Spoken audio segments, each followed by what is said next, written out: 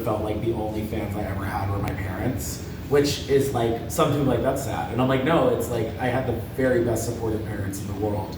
And so when I got into voiceover, my biggest thing, like, again, like I kind of mentioned earlier, was like being the voice for someone that I didn't hear myself in, you know? And I remember I had always was like, I know I can lead a show. I know that I have the capability, it's just gotta come eventually. And to a point where at one point someone had told me that I looked up to, that I was like, oh, well, you're never gonna be a lead. And they told that to me, and it like broke me down, because I was like, then what, like, that's not why I'm doing this, but it's like, man, like, you're basically telling me I'm not good enough to do this. And I don't believe that, but now you're telling me, and I'm like, oh, self-doubt. So I remember I auditioned for a show called Phantom of the Idol, and I went in actually for a retake for like a DVD release of Reincarnated as a Sword. So I drove to Houston for one line. And they were like, yeah, drive to Houston. I was like, can I just record from home? And they're like, no. And I was like, cool. So I'm glad I did, because they were like, yeah, we also have an audition to throw your way. And I was like, okay. And like, it's this show, Phantom of the Idol. His character Yuya, he's like got two personalities because he's possessed by this idol girl, and then he's regular self. And I was like, okay, like singing show. And I remember I did the audition, and at this point, again, like this is the lead character, so I was like, I'm gonna do my best, you know, I'm not gonna get my hopes up. And so I left, I did all my stuff, we went, and I flew out of town for my friend's wedding.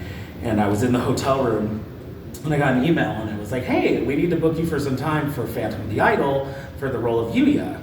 And I was like, Yuya, I was like, and I like looked it up again to make sure, I was like, that's the lead. And I remember I actually fell on the ground, I cried, and I called him, and I said, I got the lead in Phantom of the Idol. I'm a lead in an anime for once.